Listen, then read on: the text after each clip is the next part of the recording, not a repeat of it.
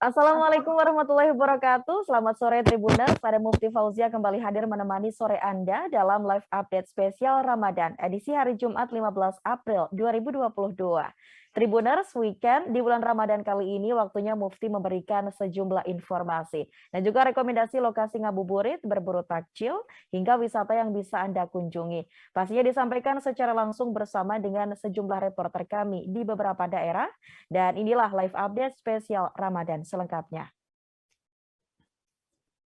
Ada rekomendasi wisata religi di Jatinegara, Jakarta Timur, Tribuners. Anda ini bisa langsung datang ke Masjid Jami Al-Atiq. Di sana Tribuners bisa beribadah dan melihat bangunan megah di masjid tersebut. Masjid ini berdiri di abad ke-16 dan pada tahun itu kubahnya memang berbentuk prisma, mirip dengan masjid tertua di Demak, Jawa Tengah. Di bagian belakang masjid ini juga sudah ada menara Tribuners dan meski menjadi salah satu masjid bersejarah, namun memang tempat ini tidak dijadikan sebagai cagar budaya. Untuk tahu bagaimana keunikan dari masjid ini sudah tersambung bersama dengan kami ada Miftahul Munir dari Warta Kota. Silakan Miftahul Munir. Baik, rekan Mufti, bisa saya jelaskan Masjid Al-Atiq ini merupakan masjid tertua setelah Marunda dan Masjid Calapi Jayakarta, di mana masjid ini memang mirip dengan salah satu masjid tertua yang ada di Demak, Jawa Tengah, karena bentuk dari kubahnya itu seperti, dan memang warga di sana menduga-duga masjid ini sudah ada dari zaman Kerajaan Demak.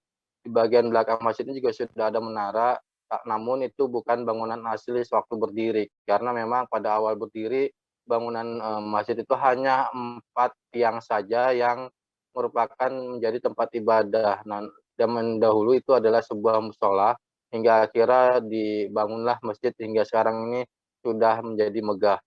Nah, di masjid ini juga sudah terjadi beberapa kali perombakan, namun sampai saat ini pihak dari pengurus masjid tidak memasukkan dalam cagar budaya karena ditakutkan ketika melakukan renovasi atau perbaikan akan dipersulit oleh dinas terkait.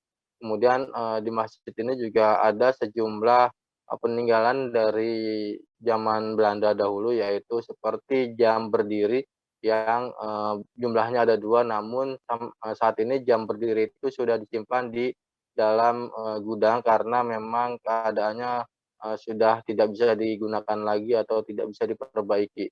Selain itu juga ada tongkat keramat yang diyakini bisa mengobati berbagai macam penyakit yang diderita oleh warga.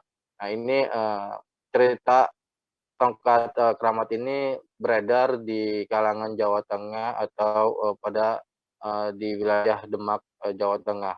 Nah, di sana ada sebuah keluarga yang datang menceritakan bahwa di sini ada sebuah tongkat keramat yang jika dikikis bagian bawahnya kemudian diolah untuk diminum maka akan menyembuhkan segala penyakit. Namun saat ini pihak dari pengurus masjid tidak memperbolehkan lagi tongkat itu dikikis oleh warga karena ditakutkan akan menjadi musyrik dan tidak percaya dengan Tuhannya. Nah, untuk kegiatan selama bulan suci Ramadan di Masjid Al-Atiq ini memang seperti pada umumnya mengadakan kegiatan salat tarawih berjamaah, tadarus, kemudian kalau sore itu ada buka bersama dengan mempersiapkan atau dibagikannya takjil itu oleh warga sekitar untuk para musafir yang jumlahnya cukup banyak, yaitu dari 70 sampai 80 orang. Begitu rekan Mufti. Baik, terima kasih rekan Miftahul Munir dari Warta Kota. Dan Tribuners, rekan kami Miftahul juga sempat melakukan wawancara dengan Ketua Umum Masjid Al-Atiq bernama Rahman Saferin. Berikut informasinya. Masjid mana aja itu pertama Masjid Marunda. Iya. Masjid Marunda tahu? Masjid Al-Atiq. Yang satu lagi itu masjid yang ada di Jatinegara Kaum. Masjid Salafi Jayakarta yang ada makam Pangeran Jayakarta.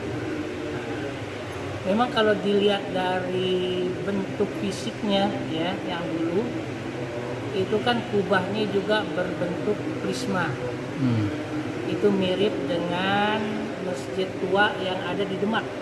Masjid Demak. Itu seperti itu. Konon katanya berdiri itu sejak abad 16. Nah, di situ di papan namanya 1632 Masehi. Jadi sudah lebih dari 300 tahun.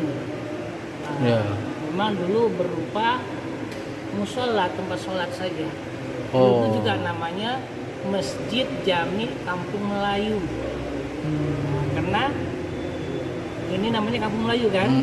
Kenapa dinamakan Kampung Melayu?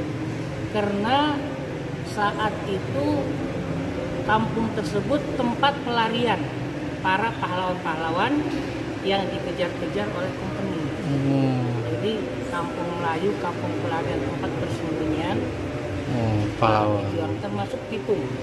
Bang Pitung juga. Pitung pernah bersembunyi di sini.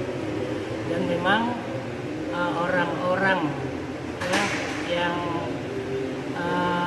seperti Pak Soekarno pernah sini juga, ya Pak Natsir, tahu Pak Natsir? Pak Natsir, Bung Tomo pernah kesini, Buya Hamka. Pernah kemarin semua Pak. Ya. Jadi memang kalau ditinjau dari kapan berdirinya memang bukan ada yang tahu. Yang jelas itu 1632. Terima kasih sudah nonton. Jangan lupa like, subscribe, dan share ya.